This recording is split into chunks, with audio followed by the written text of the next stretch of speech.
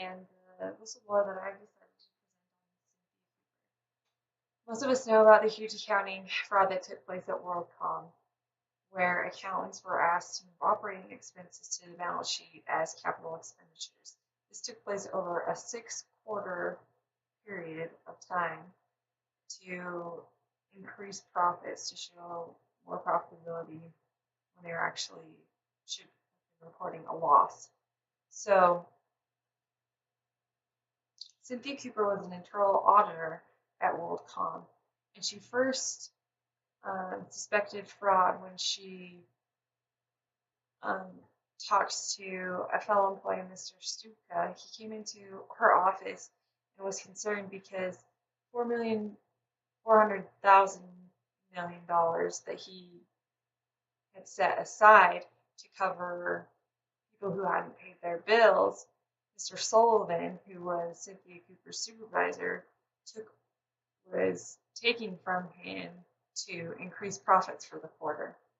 And he was really upset about this, and so he contacted the external auditors, who at the time was Arthur Anderson, to tell them about the situation, because he thought it was funny, and they brushed him aside and basically took Mr. Sullivan's side on the matter. So she could tell there was an issue there, and so she told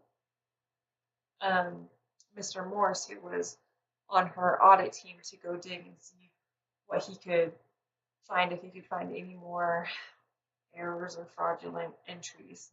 And so she was afraid that she'd be fired for digging around, so they did most of their research at night, where they were alone in the office and no other people could see what they were working on. So Cynthia Cooper followed the first step of resolution of ethical conduct by bringing the issue to an audit committee meeting where her immediate supervisor, Mr. Sullivan, was in attendance. The next day, he tracked her down and basically told her to mind her own business and to not dig more into what was happening. So she knew that he was a part of it, and realized that she needed to figure out what was going on. So later, they received a surprise request from the SEC requesting information on their financials, because their competitor AT&T had continually been reporting losses where WorldCom was reporting profits, and they thought it was suspicious, so they wanted more information because what they were looking at didn't provide enough. So Cynthia's team began gathering the information needed, and that's when she decided that they should prepare financial audits going forward without Mr. Sullivan's permission. So, like I said, the internal auditors worked late to uncover the fraud. And later, Ms. Cooper received a tip from someone in the Texas office saying that an employee was fired because he brought up questions about capital expenditures that were recorded that probably shouldn't have been. So this caused them to dig even more and ask more questions of the supervisors, who continually stonewalled them and brushed them aside and didn't want them to find any more information. So they uncovered about $2 billion in questionable entries. And so she had a meeting with Mr. Sullivan, and she told him what they were working on, and he asked her to delay the investigation, and she said that she wasn't going to. So she approached the audit committee head, Mr. Bobbitt, and was afraid that Mr. Sullivan was going to try to hide the evidence. So he told her to contact KPMG, who was the new external auditor, about the situation, and KPMG told Cynthia to make sure that what she was claiming was correct. So the next day, she went around with her team and did some informal interviews with some of the accountants, including Betty Vinson, and asked if there was any documentation for the entries. And Betty said that she had made the entries, but she didn't have any documentation for them. Then they went down and talked to Mr. Yates, and he denied knowing anything about the entries.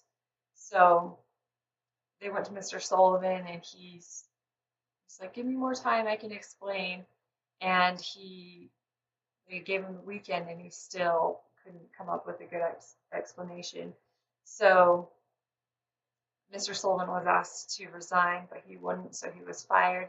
And later, WorldCom was charged with a civil lawsuit, and their stock was stopped being traded, and it was kind of the end of WorldCom. So Cynthia Cooper was a perfect example of not trying to be another hero. Her main goal wasn't to be in the limelight, to be this hero. Her main goal was to uncover the fraud, and her main goal was to address the fraud and to do the correct thing. So she was a quiet leader. She didn't march into her supervisor's office and give him a lecture about what she had found as soon as she found it. She took her time and did a lot of research and investigated and made sure what she was thinking was fraud what actually was. And so she bought time by putting in extra hours at night, and was able to blow the whistle, I feel like, in a very professional way on WorldCom, even though it was really hard on her because she knew that people were going to lose their jobs. And so I believe she handled the situation very professionally, and she was able to unearth the correct entries and report the problems without trying to be the main hero. So thank you.